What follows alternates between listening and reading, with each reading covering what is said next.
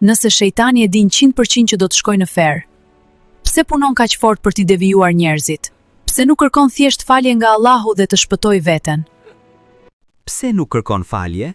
Kjo pyetje supozon se shejtani është viktime një gabimi. Në realitet, shejtani nuk dështoi për shkak të mungesës së dijes. Ai dështoi për shkak të mungesës së përulësisë. Shumica e njerëzve mëkatojnë nga dobësia, por shejtani mëkatoi nga mendjemadhësia. Duket sikur ai ende mund ta shpëtojë veten. Ky është mënyra njerëzore të menduarit, por shikoje me kujdes historinë shpirtërore. Kur Allahu i kërkoi shejtanit t'i përulej Ademit, shejtani nuk tha thjesht jo. Ai debatoi me Allahun. Ai tha: "Unë jam më i mirë se ai." Edhe pasi u dëbua nga xheneti, ai nuk tha: "O Allah, më fal."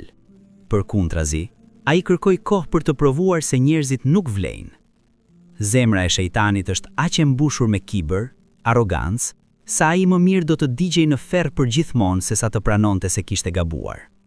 Ai nuk po kërkon një rrugdalje, ai po kërkon një mënyrë për t'u hakmarrë. Ai dëshiron t'i provojë Allahut se krijesa prej balte, ne nuk jemi mirënjohës. Shejtani është një i dështuar që është tepër krenar për të thënë më fal. Ai nuk ka fuqinë të detirojë të mëkatosh. Ai vetëm mund të përshpërisë, provoje. Allahu thot se vërtet, plani i shejtanit është i dobët. Dallimi mes Ademit a.s. dhe shejtanit është i thjeshtë. Të dy bën gabim. Por Ademi a.s. tha: "O Zot ynë, ne i kemi bërë padrejtësi vetes son, dhe nëse ti nuk na fal, me siguri do të jemi prej të humburve." Ndërsa shejtani zgjodhi ta fajsoj Allahun për zgjedhjen e tij. Dallimi mes një fillimi të ri dhe një fundi të zi është vetëm një fjali: "O Zot, më fal." Cila veti mendon se e shkatron njeriun më shpejt, dobësia apo mendjemadhësia? Na tregoni në komente.